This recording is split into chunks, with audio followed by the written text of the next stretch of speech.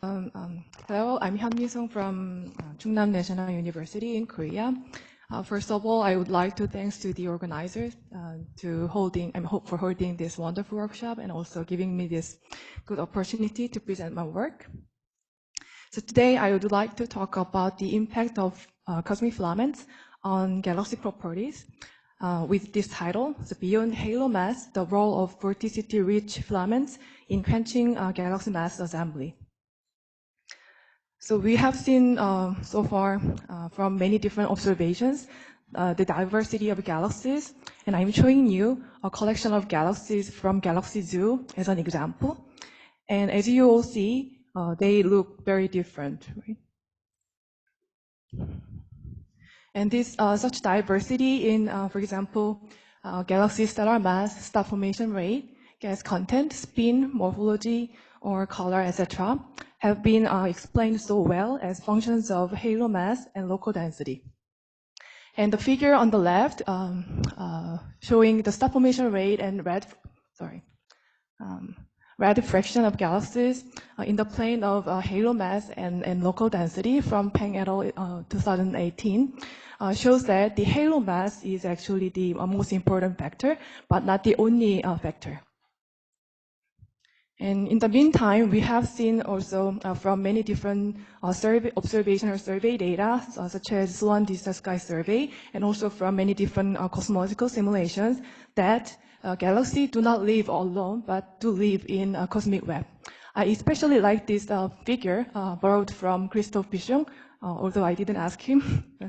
So because it shows so well that the fact that galaxies do live in a cosmic web, but also it emphasizes the differences, huge gap between the scales of galaxies and the cosmic web.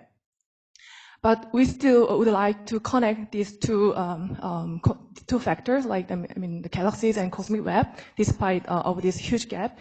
And I think the reason for that was very convincingly demonstrated by Christophe on the first day of the workshop. So I'm just repeating what he said. So gas, the fuel for star formation in galaxies, is supplied through the cosmic web. And it is very well seen from simulation data. So here on the right, it shows the gas distribution, and that follows very closely the distribution of dark matter in the left. And it is not only only in simulation, but also in observations, we see the gas distribution, which is a much larger scale than a single galaxy. So here it shows the Lima alpha emission, which is coming from neutral hydrogen gas. And here the red dot represents quasar, and this one is representing a neighboring galaxy. And there is certainly a filamentary structure of a gas that connects these two on the left. And then here on the right, it also shows very wide gas distribution that encompasses several different galaxies here. So other than these two factors of halo mass and local density, we may need to consider cosmic web as an external additional factor to understand the diversity of galaxy. And actually, in that regard, there have been many studies so far. And this is really a nice summary of such studies on galaxy properties along the filament, along the cosmic filament, using diverse different observation data at different redshift, at different scales, and also using different different filament extractor. And most of the study commonly have found that there is quenching near filaments. And I don't know if it is convincing you, but at least for me, it is not clear if filament do some role in inducing this quenching, other than the two factor halo mass and local density, because there are degeneracies between these three factors. And the other two factors, then filament, seem very dominating over the filament. So we would like to revisit this issue, focusing on the unique role of filaments and by controlling the other two factor effect. So as the previous study did, we just examined the galactic properties as a function of distance to the closest filament, but in a way of controlling the halo mass and local density using cosmological simulation data. And we especially focused on redshift 2, when the cosmic star formation rate is most active. So for this study, we used the Horizon HN simulation, which is a cosmological and hydrodynamic simulation. And it has the box size of 100 megaparsec H inverse. And it has the maximum spatial resolution of 1 physical kiloparsec. It includes feedback from stellar winds and supernovae and AGN. So we extracted filamentary structures from snapshot redshift 2 data from this simulation. And basically, we run disperse on the dark matter particle distribution, and we chose the persistence level of 7 sigma, which is determined quite empirically after some experiments. And you can see the filamentary structures extracted with a persistence level of 5 sigma and 7 sigma compared. The 5 sigma is shown in green, and 7 sigma is in orange. And you can see that by choosing the high persistence level, we can keep large and robust filamentary structures only. For the galaxy sample we use, we consider only central galaxies because the satellite galaxies will be affected by their centrals mostly. And we make a mass complete sample considering the resolution limit of the simulation. And here on the right, it shows the mass distribution with the vertical and horizontal dashed lines showing the halo mass and stellar mass cut respectively. And we measure the distance to the closest filament for each galaxy, and we draw its distribution on the right. And as you can see, there is some bimodality here in the distribution. So there are galaxies with deep field, which is the distance to the closest filament, is small, like smaller than their virial radius. So we call them on filament halos or galaxies, and the remain are off filament galaxies. And because the measurement of deep field for on filament galaxies could be quite inaccurate because of the limit of the simulation resolution, we are not going to examine the property of on filament galaxies as a function of distance to filament, but compare their property as a whole to the off filament halos.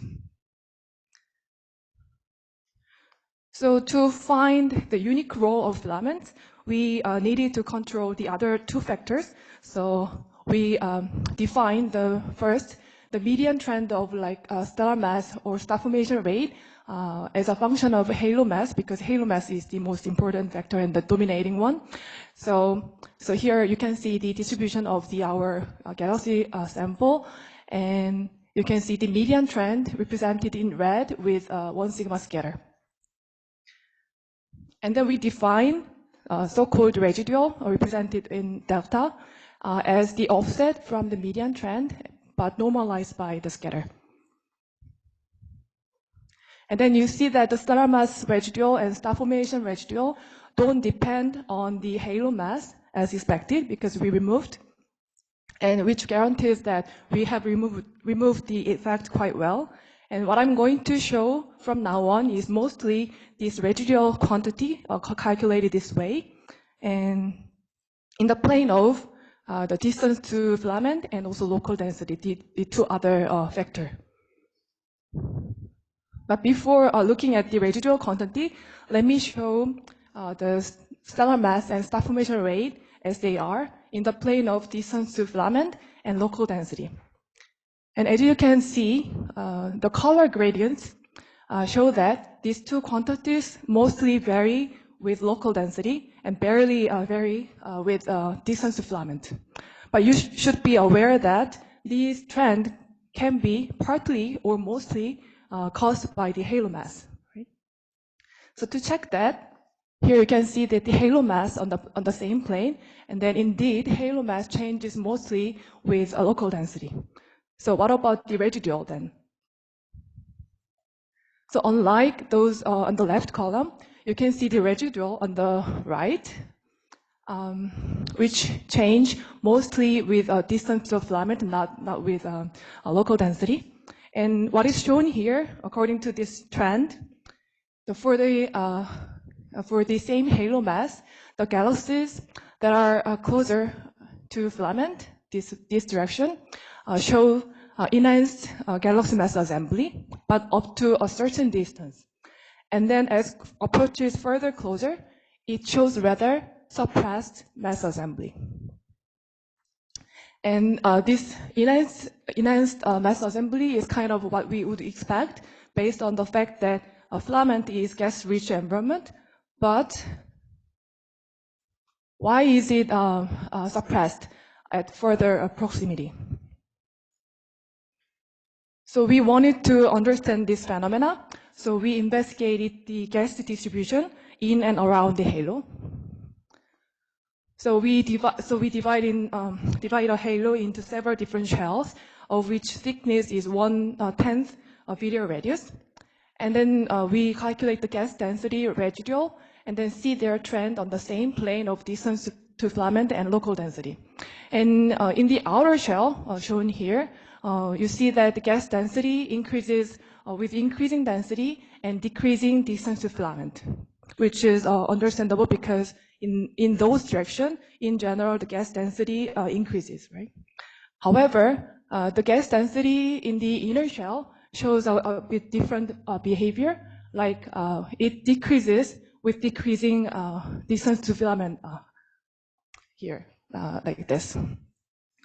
So if we draw the gas density distribution for like two kinds of halos of the same mass, but at two different distances from the filament, the halo that are closer to filament, represented with this thicker line, shows a density, gas density profile that is thicker in the outer region and narrow, very steep increase in the inner region, which implies that the gas is well fed from filament to the halo, at least into the outer skirt.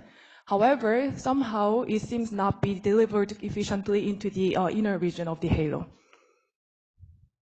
And it can happen if the angular momentum of the outer halo gas is so large that it cancels out the gravity that pulls the gas to the inner region.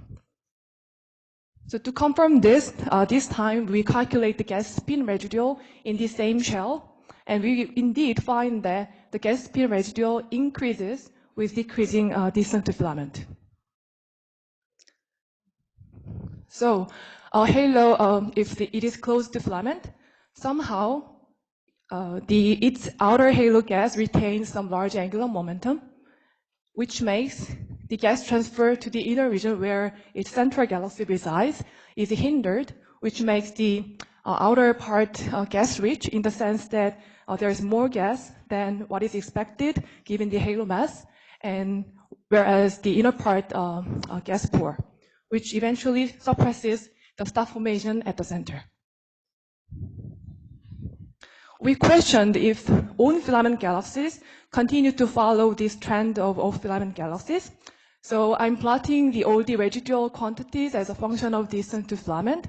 And as we have seen so far, the off-filament galaxies, as they getting closer to the filament, it shows high galaxy spin, high galaxy density in the outer shell. And surprisingly, the on-filament halos do not, denoted by this red smile, do not follow the trend given by the off-filament galaxies. And it is the same for the inner halo gas property, stellar mass, and star formation rate. So we can say that the quenching we have seen so far is only happening at the edges of filament, not within the filament in general.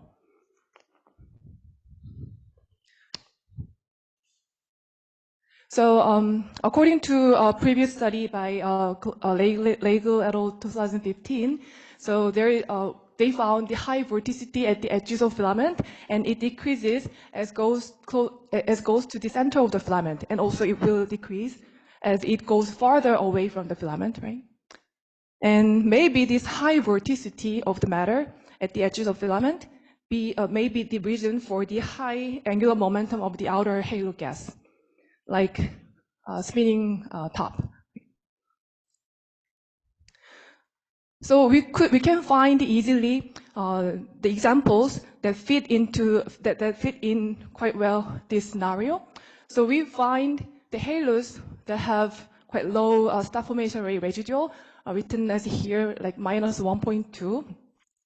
They indeed appear to be at the edges of a filament with a high vorticity, denoted by the color here.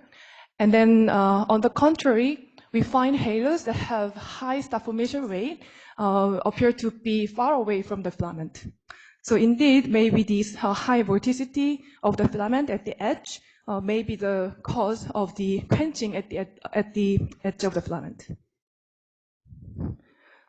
But maybe this is not the whole story. So there could be other reasons for the quenching. So to explore further, we calculate the stellar compactness, which is defined by the stellar density ratio within 0.02 virial radius and 0.2 virial radius. And we examine this property in the same plane of distance to filament and density, and we find that galaxies closer to filament appear to be more compact.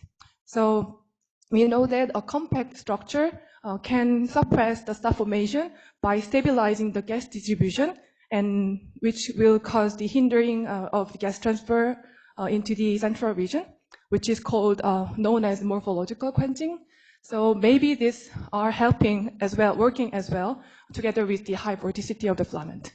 So we present this argument in a different way here on the right, showing the correlation coefficient between star formation rate and outer halo gas spin, and also the one between inner and outer halo gas densities as a function of stellar compactness. And the negative value of these two correlation coefficients mean that there is quenching because of the inefficient gas transfer. And you can see that these two correlation coefficients become more and more negative as the stellar compactness increases, meaning that the morphological quenching is actually helping the quenching mechanism at the edges of filament as an additional source of quenching. So to summarize, so we have disentangled the effects of halo mass, local density, and distance to filaments on stellar mass and star formation rate at redshift 2 using the horizon agent simulation. We have found quenching at the edges of filaments due to inefficient gas transfer within a halo.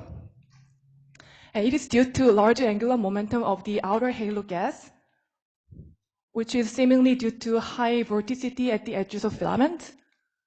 And we have also found additional source of quenching, which is a morphological quenching.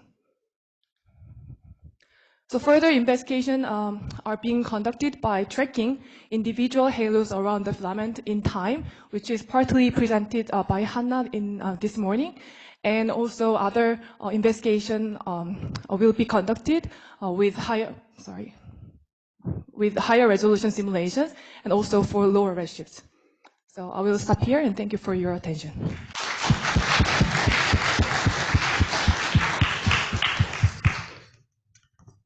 All right.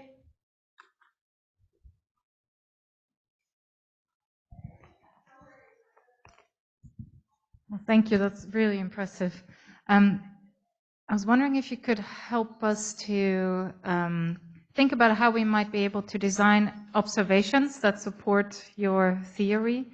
Probably not at redshift 2, but for closer. Do you have any thoughts on how we could observe these things, the filament edges, quenching? These are, you see them wonderfully in the simulations. Do you have thoughts on how we could get that in observations? Okay, thank you for the great question and comments. So firstly, I think we need to confirm that we can find similar phenomena at lower redshifts as well. So that will be our actually really the next step. And also in the long term, we are going to check if we can define the filament structure well with galaxies, because we are extracting the filament structures based on the dark matter particles, which could be quite different from those extracted from galaxy diffusion. So we are going to check that as well. And then because, what we are doing is to remove the halo mass to find the unique role of the other vectors. And I don't know if it is easy and precise to calculate, to estimate the halo mass for each galaxies. So I think that will be the really difficult part to compare with observation. But I think we should find some way eventually to compare with observations. Maybe a first thought is actually there are some observations of gas filaments, right, that are close to clusters or between pairs, those thick bridges. Wonder if you could pull out in your simulations like an equivalent to these kind of observations and see if you can support observations as well and say yours. So to get closer between the simulations and the observations in sort of a feedback loop of information. So we are actually thinking, Clotilde and I are thinking to do some case studies which shows quenched star formation near the filament by tracking them like in time, specifically that one. So I hope to explore in that way. During my stay at KITP, but we will see. Fantastic, thank you. Thank you. Do we have any other question?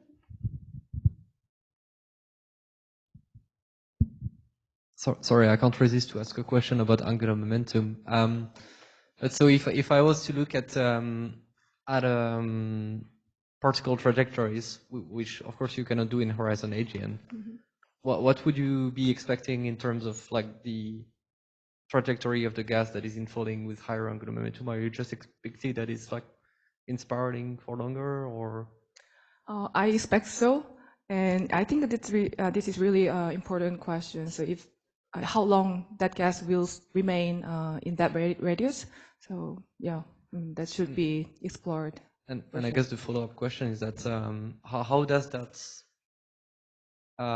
links to cold flows falling onto galaxies? Because at redshift 2, you can expect that there's a lot of gas that is falling along cold flows, and they don't seem to spend a lot of. They don't really in spiral for a long time. So how does that connect? That's why I was so scared to receive some questions from you. So I think it is important to confirm this result with higher resolution if we see the same thing. Okay, thank you.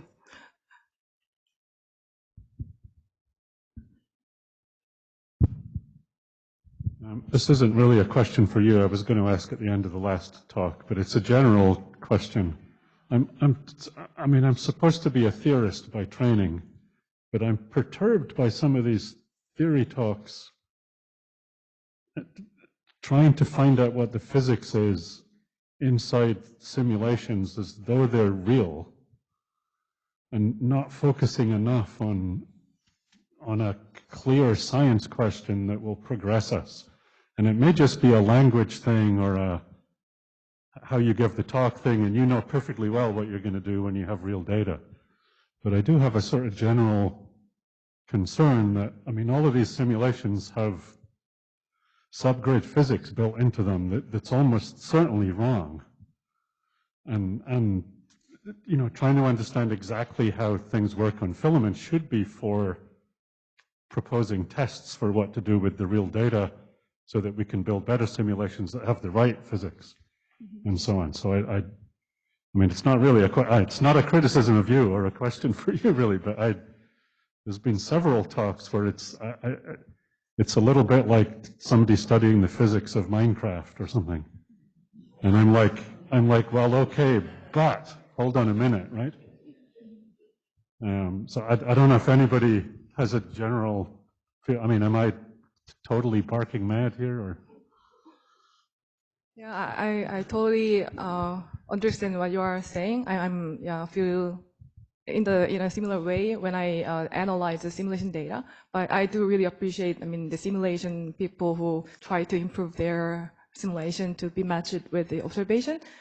Yeah, what I can say is that I can do what I can do with the current data we have, and what we can, the direction we can go is like to test this result with higher and higher, like improved simulation data at least, and then to see how it is explained by like theory, theory, and then also observation. But, yeah. Maybe it's a good thing to talk about over coffee, but to me, if you had two simulations and you were comparing how the physics in the two simulations are different and then looking at the data, then you're deciding whether simulation A is better than simulation B.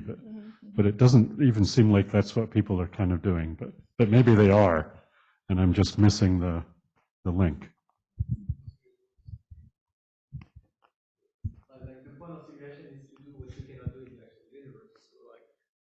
Track things as a function of time and do the kind of offcuts that she's been doing. So you need to dissect the simulations, and of course they compare poorly to the actual universe.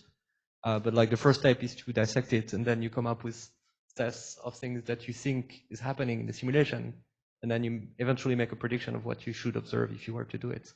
But that doesn't prevent you from doing this wonderful work. Yeah.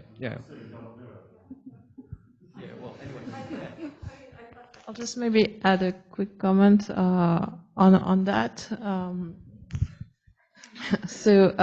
Actually, all these kind of studies, well, first, I think Arata is right. In simulation, we look at what is possible, not necessarily at what is happening, and then we disentangle in observation what is actually happening. For this kind of prediction, it's not, finding observational confirmation is not necessarily mind-bending. Like we have plans to do this kind of things with integral field spectroscopy when we have large enough samples, which will definitely be the case in a few years.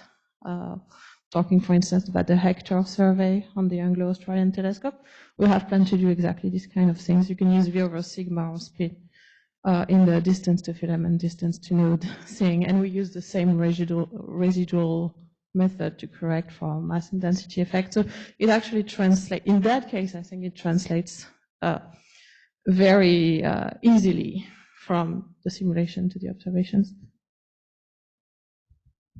I was just going to say you proposed a physical mechanism of what was happening in the halo, and then you could test it and see how generic it is, and then you could look for observations. But here you could look and come up with them. It was helping to build a model, I thought. So that was very useful. Maybe this is just the first step in anything too ambitious.